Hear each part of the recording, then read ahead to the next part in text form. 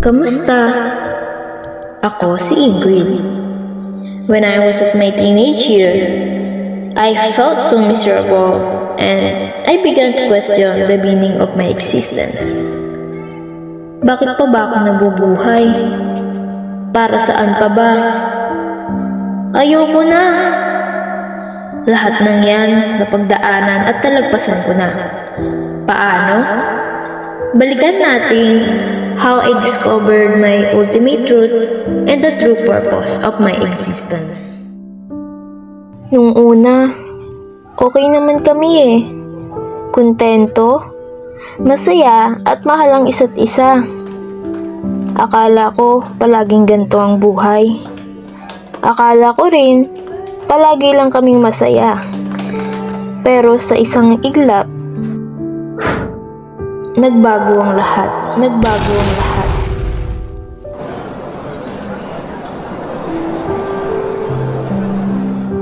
Sa totoo lang, hindi ko inakalang magagawa sa amin ito ng aming ama. Nang babae siya at niloko niya, hindi lang ang nanay ko. Kung hindi, pati na rin kaming mga sarili niyang anak. Sa isang iglap, ang masaya at nagmamahalan na pamilya, napalitan ng pamilyang puno ng puot at galit sa isa't isa. Halos araw-araw ang umagahan naming magkakapatid ay hindi pagkain na masarap, kung hindi mga boses nilang nag-aaway at nagsisigawan. Ray, kakauwi ko lang. Ano ba yan? Kakauwi? Anong kakauwi? Saan ka galing? Sa trabaho. Sa trabaho? Eh ano to? Ito ba yung tinatrabaho mo? Magpapaliwanag ako. Magpapaliwanag? Paano may papaliwanag to, ha? Paano mo nagawa sa amin ang mga anak mo to? Paano? Gusto mo malaman kung bakit? Sawang-sawa na ako sa ugali mo. Sawang-sawa na ako sa pamilyang to. Tuwing uuwi ako galing trabaho, palagi ka na lang ganyan. Anong gusto mong mangyari? Maghiwalay tayo? Talikuran mo kami ng mga anak mo para sa kabit mo? Oo, maghiwalay na tayo. Kasi palagi ka namang ganyan eh. Walang nagbago sa'yo. Nakakapagod tong pamilyang to. Sorry, ayoko na.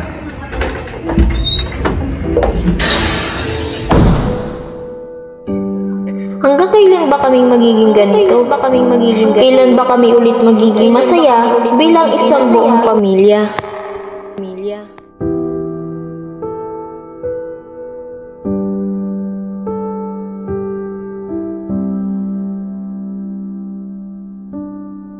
Akala ko maayos pa ang lahat eh. Pero kalaunan ay iniwan na din kami ng aming ama para sumama sa bago niyang pamilya.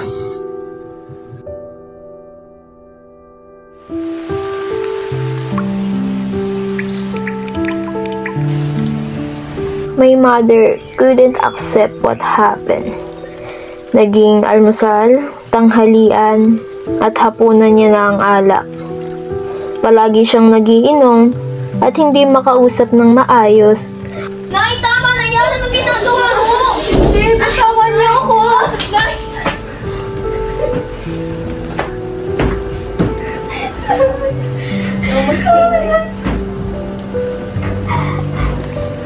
Hanggang sa nagkasakit siya at hindi nagtagal, iniwan niya na din kaming magkapatid.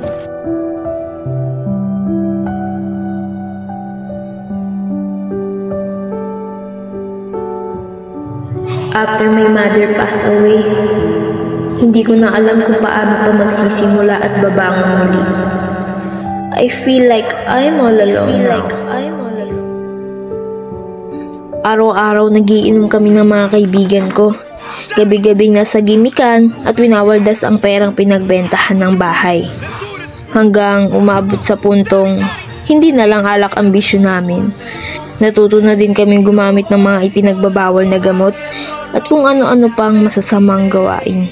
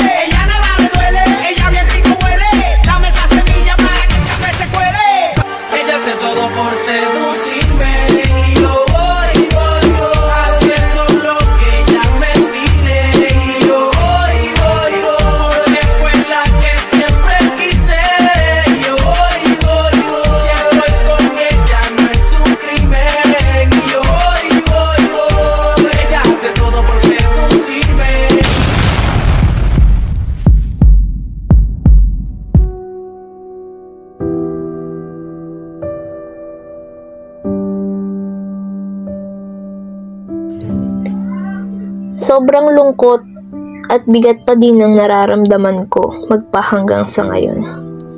Kahit nandiyan ang kapatid ko, pakiramdam ko wala na akong kakampi. Araw-araw ko sinisisi ang Diyos dahil pakiramdam ko pinabayaan niya kami.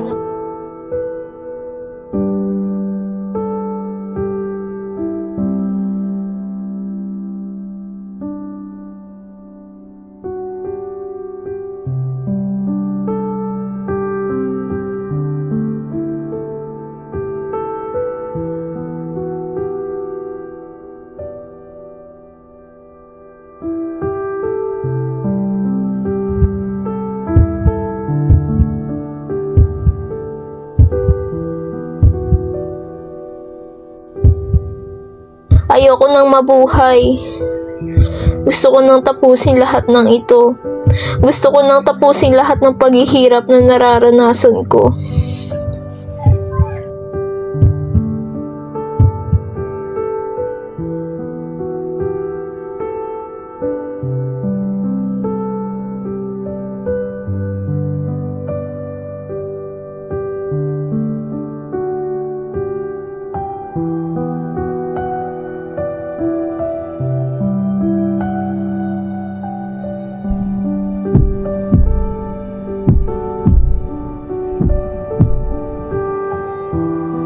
Anak ko, gumising ka na. Hindi pa uli ang lahat para sa'yo. Ma, ikaw ba talaga yan? Palagi mong tatandaan, anak, lahat ng nangyayari may sapat na dahilan. Ma, ayoko na. Pagod na ako. Pakiramdam ko wala na akong halaga. Hindi ko alam ano pang rason bakit ako lumalaban. Anak, may halaga ka. May rason kung bakit ka pa nabubuhay. Huwag mong sayangin ang buhay mo. Kailangan mo lang buksan ang isip mo para makita ang hindi nakikita ng dalawang mata mo. Bumangon ka na, anak ko. Hinihintay ka na ng kapatid mo.